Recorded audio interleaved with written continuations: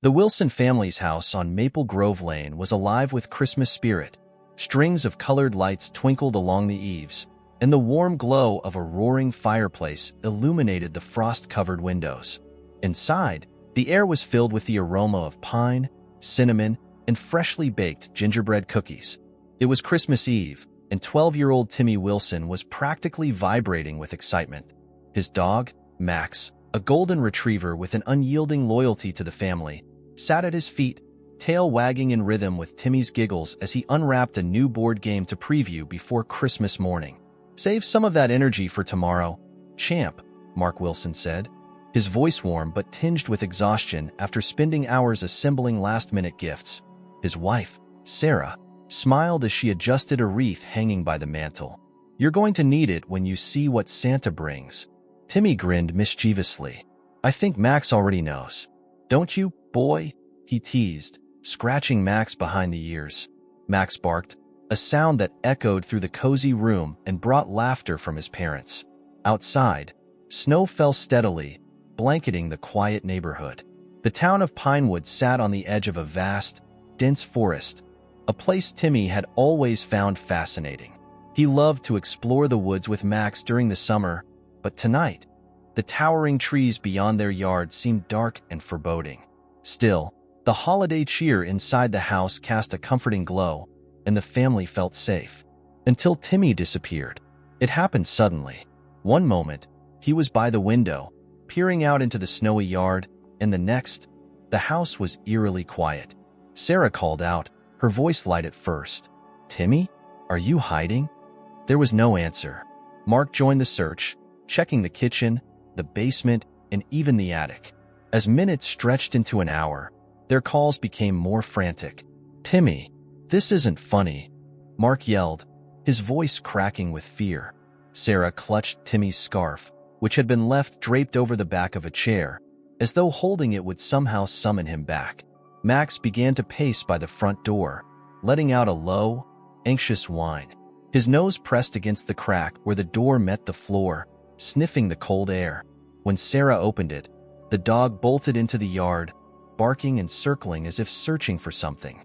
Mark grabbed a flashlight and followed, his breath visible in the freezing night air. "Timmy!" Mark shouted again, his voice carrying into the forest's edge. Snow fell heavier now, muting the world around them.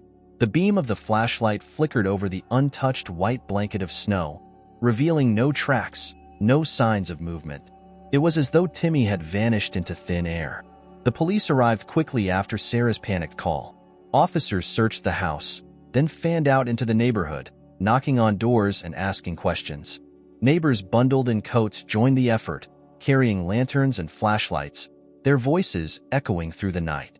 A search team began scouring the forest, calling Timmy's name into the dark expanse. But as the hours ticked by, hope began to fade. The storm grew fiercer, with winds howling through the trees and fresh snow burying any trace of footprints that might have led to Timmy. Sarah sat on the couch, clutching a mug of untouched tea, her hands trembling. Mark paced near the window, his jaw tight, his flashlight still clutched in his hand. Max, however, refused to rest. He whined, barked, and scratched at the door, his behavior increasingly frantic. Around midnight, he began to bark in a way the Wilsons had never heard before, urgent and demanding. He dashed to the door, then back to the living room, his large eyes fixed on Sarah and Mark as if pleading with them. "What's wrong with him?" Sarah asked, her voice shaking. Mark knelt and grabbed Max's collar. The dog strained toward the door, barking again. "I think he wants us to follow him," Mark said, standing and grabbing his coat. "Sarah, get the flashlight." "Mark, we don't even know where he's trying to go," Sarah protested, but her voice wavered. She glanced at the mug in her hands, then at Timmy's scarf, and her resolve hardened. "I'm coming with you." They bundled up against the storm, Max leaping ahead the moment the door opened. His paws sank into the thick snow, but he moved with purpose, his nose low and his ears pricked. Sarah and Mark followed closely, the flashlight beam sweeping across the darkened forest. The trees loomed tall and ominous as they entered the woods, their branches heavy with snow. Each step was a struggle, the icy ground treacherous underfoot. The wind carried faint whispers through the trees, a haunting sound that only deepened their sense of dread. "Timmy," Sarah called again, her voice cracking with desperation. Max barked in response, bounding ahead before stopping to wait for them. He sniffed the air, then veered left, leading them deeper into the forest. Mark checked his watch. It was well past midnight, and the temperature had plummeted. He glanced at Sarah, who clutched her scarf tightly around her face, her breath ragged. "We need to trust him," Mark said, though his voice carried more doubt than confidence. Max suddenly stopped, his head whipping toward a grove of trees. He barked furiously, then sprinted ahead. Mark and Sarah hurried to keep up, slipping and stumbling on the icy ground. They emerged into a small clearing, their flashlights illuminating faint, scattered clues. A red mitten snagged on a branch, a candy cane wrapper buried halfway in the snow. Sarah gasped, rushing forward to pick up the mitten. "It's Timmy's," she whispered, her voice trembling. Max barked again, his tail wagging furiously. He circled a spot in the snow, his paws digging slightly as if trying to unearth something. Mark approached cautiously, shining the light over the area. But before he could inspect further, Max barked louder and ran ahead once more, disappearing into the dense trees. "Max, wait!" Mark shouted, but the dog didn't stop. He turned to Sarah, his eyes wide. "We have to follow him." And so they did, plunging deeper into the forest, their hope hanging by a thread. Ahead, through the snow and darkness, Max's bark echoed, unwavering and relentless, as though he knew the way to something or someone that could bring Timmy back. The forest stretched endlessly before them, the towering pines swaying in the storm's bitter wind. Snowflakes fell in thick, heavy clusters, clinging to every branch and blanketing the ground beneath. The Wilsons trudged forward, their breaths visible in the frigid air, guided only by Max's unwavering determination. Max barked again, his golden coat nearly blending with the snowy backdrop as he stopped to sniff a trail hidden beneath the snow. His tail wagged furiously, a stark contrast to the tension gripping Mark and Sarah. Sarah clung to her husband's arm, the flashlight trembling in her gloved hand. "Do you think he knows where Timmy is?" she asked, her voice barely audible over the storm. Mark hesitated, glancing at the dog. "He's never led us wrong before," he replied, though doubt weighed heavily in his tone. He didn't want to say the thought that lingered in his mind, that their son had been out here for hours alone, in the freezing cold. "If there's any chance, we follow him." The dog bounded ahead once more, disappearing behind a thick line of trees. Mark tightened his grip on Sarah's hand, urging her to keep moving. The snow was deeper now, nearly up to their knees, and each step was a struggle. The beam of the flashlight swung back and forth, catching glimpses of glimmering frost and gnarled branches. Suddenly, Max barked again, a sharp, insistent sound that made Sarah jump. "What is it, boy?" she called, her voice cracking with fear.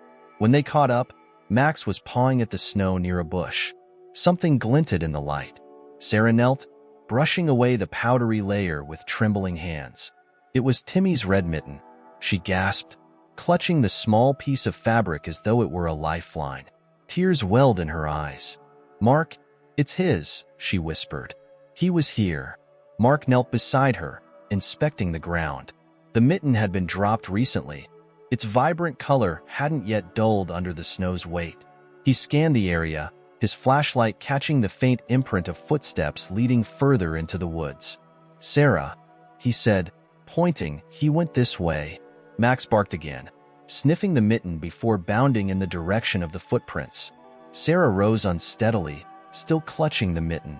"If Max is following him, then Timmy's still alive," she said, as if willing the words to be true. But as they continued deeper into the forest, their surroundings grew darker and more foreboding. The towering trees seemed to close in, their branches heavy with snow that creaked ominously in the wind. The storm intensified, and the air became colder. Each breath was like ice against their lungs. "Timmy," Sarah called again, her voice echoing into the void. No answer came. The only sound was the crunch of their boots and the steady bark of Max, urging them forward. As they pushed on, they began to notice strange details along the path. A candy cane wrapper fluttered against a bush, half buried in the snow. Timmy's scarf snagged on a low-hanging branch. "He's leaving a trail," Mark muttered, his brow furrowed. "It's like he wants us to find him." Sarah's heart sank at the thought. "Or he's lost and trying to find his way back," she said, her voice trembling. Max barked again, pulling their attention ahead. The dog stood at the edge of a small ravine, his nose pressed to the ground. When Mark shone the flashlight down, he saw that the footprints continued across the narrow gap, leading toward a denser patch of forest. "It's steep," Mark said, gripping Sarah's arm. "Be careful." They slid cautiously down the slope, Max waiting at the bottom. Once they reached him, the dog resumed his relentless pace, his tail wagging as though he were closing in on something. The snow grew deeper, the forest quieter. Even the wind seemed to fade, replaced by an eerie stillness. Then, through the thick trees, they saw it. A faint, warm light glowed in the distance. It flickered like a candle, barely visible through the swirling snow. Max stopped and looked back at them, barking sharply. Sarah gasped, clutching Mark's arm. "What is that?" Mark stared at the light, his heart pounding. "A cabin," he said, his voice low. "It has to be." Without hesitation, Max surged forward, his paws kicking up snow as he led the way. Mark and Sarah followed, their steps quickening despite their exhaustion. The light grew brighter with each step until the outline of a small, weathered cabin emerged from the shadows. The cabin was old, its wooden frame coated in frost and snow. A single window glowed softly, and smoke curled from the chimney, blending with the snowy sky. It looked abandoned yet lived in, out of place in the middle of the vast forest. Mark hesitated, his flashlight trained on the door. Who would live all the way out here? Before he could say more, Max barked again and ran to the door, scratching at it furiously. Sarah rushed forward, her hand trembling as she reached for the handle. "Timmy could be inside," she said, her voice breaking. Mark stopped her, placing a hand on her shoulder. "Wait," he said, his voice firm. "Let me go first." He pushed the door open slowly, the creak of the hinges echoing in the silence. Warm air rushed out, carrying with it the scent of wood smoke and something faintly sweet. Mark stepped inside cautiously, his flashlight sweeping the room, and then he froze. Sitting by the fire, bundled in a woolen blanket, was Timmy. His cheeks were flushed, his hair damp, but he was alive. Sarah rushed past Mark, letting out a cry as she dropped to her knees and pulled Timmy into her arms. "Oh, my baby," she sobbed. "You're safe. You're safe." Timmy blinked up at her, his blue eyes wide with wonder. "Mom, Dad, I'm okay," he said softly. "The man helped me." Mark's gaze snapped to the corner of the room. There, sitting in a worn wooden chair, was an old man with a snow-white beard and a kind, knowing smile. He wore a thick red coat trimmed with fur, his boots resting by the hearth. "I figured you'd make it," the man said, his voice deep and warm. Mark stared in disbelief. Who are you?" The man chuckled softly, his eyes twinkling in the firelight. "Just someone who couldn't leave a boy out in the cold," he replied. "But the real hero," he gestured to Max, who was now wagging his tail furiously by Timmy's side. "He never gave up, did he?" As Mark and Sarah tried to make sense of what was happening, the man stood, his presence both comforting and commanding. "You should get him home," he said. "The storm will ease soon." Before they could respond, the man turned back to the fire, his shadow flickering against the cabin walls. And just as suddenly as they had found him, he was gone.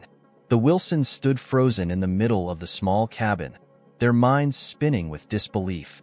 Timmy was safe, bundled in a warm blanket, his face flushed from the fire's glow. Max sat faithfully at his feet, wagging his tail in triumph. But the old man who had been there just moments before was gone, vanished into thin air. Where did he go?" Sarah whispered, her voice trembling. She clung tightly to Timmy, as if afraid he might disappear again. Mark shook his head, his eyes scanning the room. The cabin was simple, almost rustic. Wooden beams lined the ceiling, and the furniture looked hand-carved and worn from years of use. A small table sat in the corner, cluttered with odd trinkets, a compass, an old pocket watch, and a weathered journal. But there was no sign of the man who had saved their son. "He was right here," Mark muttered, his voice tight with confusion. "He couldn't have just disappeared." Timmy looked up at his father, his expression calm despite the chaos around him. "He said he had to go," the boy explained softly. "But he told me you'd find me because of Mac." Sarah pulled Timmy closer, her heart aching with relief and confusion. "Sweetheart, what happened? How did you get here?" Timmy hesitated, glancing at the fire as if trying to piece together the memory. "I got lost in the woods," he said finally. "I went too far, and then the snow started falling hard. I was so cold, I couldn't even yell for help." His voice wavered, but he pressed on. "And then, he found me." "The man." Mark exchanged a glance with Sarah, his expression a mixture of concern and disbelief. "What did he say to you?" Timmy shrugged, his small hands clutching the blanket. "Not much. He just told me to come with him. He said he'd keep me warm until you got here. And he gave me this." The boy reached into the pocket of his jacket and pulled out a small wooden ornament. It was intricately carved with delicate snowflakes, its surface smooth and polished. Mark took it carefully, examining it under the firelight. The words "family is the greatest gift" were etched along the edge in elegant script. Sarah's breath caught in her throat. "Why would he give you this?" Timmy shook his head. "He said it was for all of us." Mark turned the ornament over in his hands, a strange sense of warmth spreading through him. "This doesn't make any sense," he said quietly, placing it back into Timmy's hands. "But we need to get you home." Before they could move, Max let out a low growl. His ears perked up, and he stood stiffly, his body positioned defensively in front of Timmy. The sound sent a shiver down Sarah's spine. "What is it, Max?" she asked nervously. A sudden gust of wind howled against the cabin walls, and the fire flickered wildly. Shadows danced across the room, their movements unsettling and chaotic. Mark grabbed the flashlight from his pocket, shining it toward the window. Snow swirled outside, but it wasn't just the storm that caught his attention. "Something's out there," he said, his voice barely audible. Sarah stood, pulling Timmy behind her. "What do you mean, something?" Mark moved cautiously toward the door, Max at his side, still growling. When he opened it, the cold air hit them like a wall, but the storm had oddly quieted. The forest was still, except for the faint sound of crunching snow, a sound that didn't belong to them.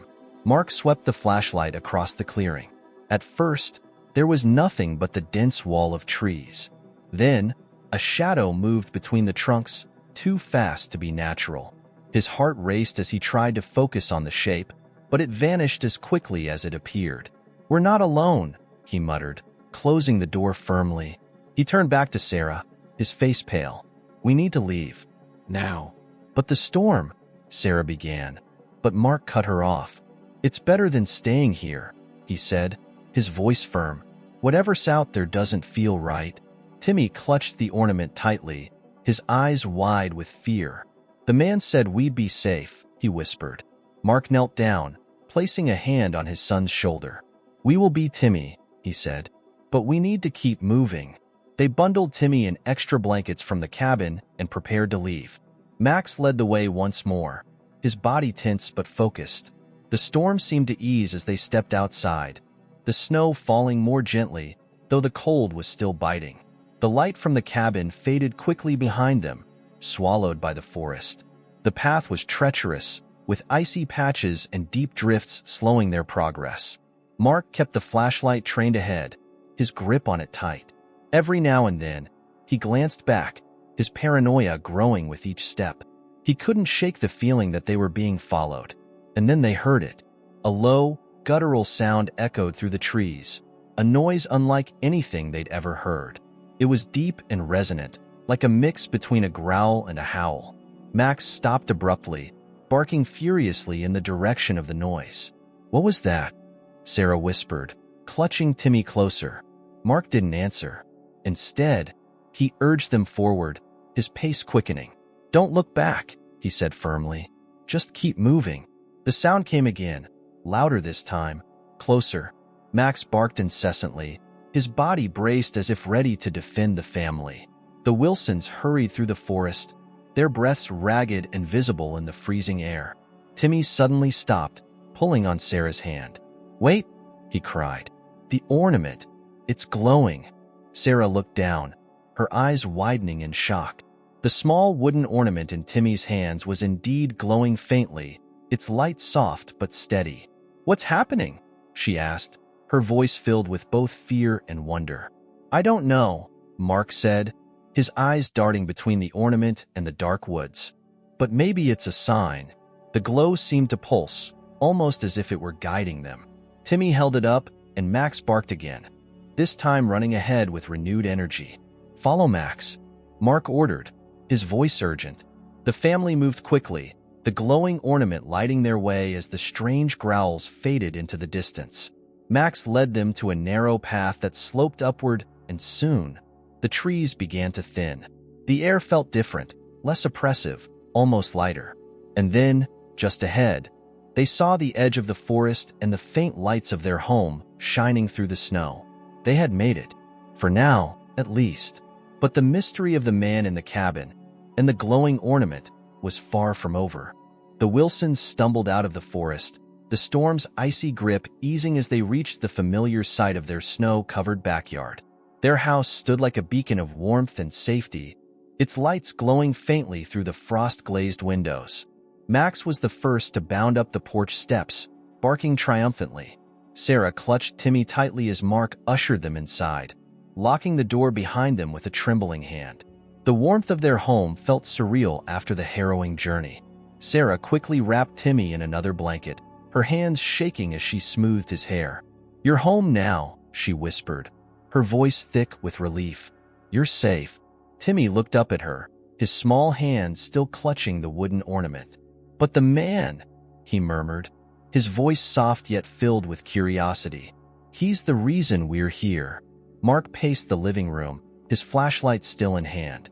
The events of the night felt like a whirlwind. Timmy's disappearance, the mysterious cabin, the glowing ornament, and the shadowy presence that had chased them. "I don't understand any of this," he said, his voice edged with frustration. "Who was that man? How did he know we'd find Timmy? And what was out there in the woods?"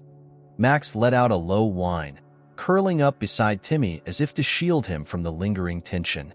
Timmy glanced down at the ornament, its glow now faint but steady. "He told me this would help us," the boy said quietly, holding it up for his parents to see. "Maybe it still can." Sarah exchanged a look with Mark, her brow furrowed. "What does that mean?" she asked. Timmy shook his head. "I don't know. He said it was for all of us, that it would show us the truth." Mark sat down heavily in the armchair, rubbing his temples. "The truth about what?" he muttered. The ornament was an enigma, just like the man in the cabin, but something about its presence felt significant, almost sacred. As the family pondered, the storm outside began to subside. The howling wind gave way to silence, and the snowflakes drifted softly, illuminated by the streetlights. Timmy yawned, his exhaustion catching up with him. "I'm so tired," he mumbled, leaning into Sarah's embrace. "Let him rest," Sarah said, her voice gentle. She carried Timmy to the couch, laying him down with Max beside him. The dog's steady breathing seemed to calm Timmy, and within minutes, he was fast asleep. Mark stood by the window, staring out at the snow-covered yard. His mind raced with questions, but one thought lingered above the rest. They had made it back, against all odds. And yet, he couldn't shake the feeling that their ordeal wasn't over. Suddenly, the ornament began to glow brighter. Sarah gasped, reaching for it as it pulsed with a warm, golden light. "Mark, look!" she exclaimed, holding it up. The intricate snowflake carvings seemed to shimmer, and a faint hum filled the room. "What's it doing?" Mark asked, stepping closer. He watched in awe as the light expanded, casting a soft glow over the walls and ceiling. The hum grew louder, almost melodic, like a distant choir. Then, the light formed an image. In the center of the room, a glowing vision appeared, as if the ornament were projecting it. It showed a snowy forest, the very one they had just left. The perspective shifted, zooming in on the cabin they had found. But this time, it wasn't empty. The old man was there, seated by the fire. He looked directly at them, his expression calm and kind. His voice, though distant and ethereal, resonated in the room. "Wilson family," he said, his tone warm and steady. "You've experienced a night of fear and hope, of trials and trust. But what you've found tonight is more than just your son. It's the strength of your bond." Sarah covered her mouth, tears streaming down her face. "Who are you?" she whispered. The man smiled faintly. "I am but a guide," he replied. "A protector of the forest, a guardian of those who lose their way. Tonight, it was your son who needed me. But the journey wasn't just his. It was yours as well." Mark stepped forward, his voice steady but filled with emotion. "Why did this happen? Why us?" The man's gaze softened. "Because families often forget their greatest gift, each other. This night was a reminder of the love that binds you, the lengths you would go to for one another." He gestured to the ornament. "Keep this close, and it will remind you always of what matters most." The image began to fade, the glow of the ornament dimming. "Wait," Sarah called out. "Will we ever see you again?" The man's voice echoed one last time, faint and distant. "Perhaps when you need me most." And then he was gone. The room fell silent, the ornament now cold and still in Sarah's hands. For a long moment, no one spoke. Mark finally broke the silence, his voice low but resolute. "I don't know what that was, but I know it wasn't a coincidence." Sarah nodded, holding the ornament close to her chest. "It wasn't," she agreed. "It was a miracle." Timmy stirred on the couch, his eyes fluttering open. "Mom? Dad?" he murmured. "Is it Christmas yet?"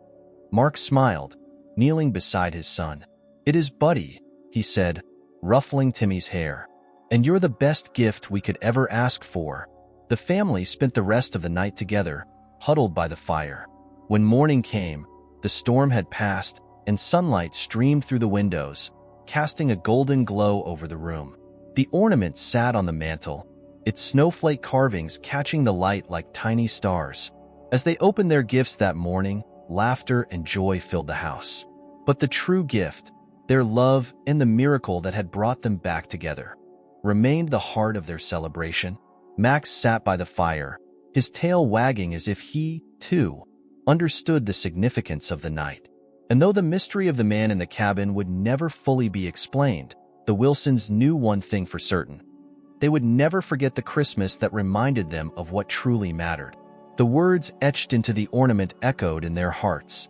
Family is the greatest gift. It was a truth they would carry with them forever. Thank you very much for watching the video to the end. If you were moved by the story of the canine hero and the spirit of Christmas that transformed lives, leave your like, subscribe to the channel, and share in the comments what you thought of this exciting journey.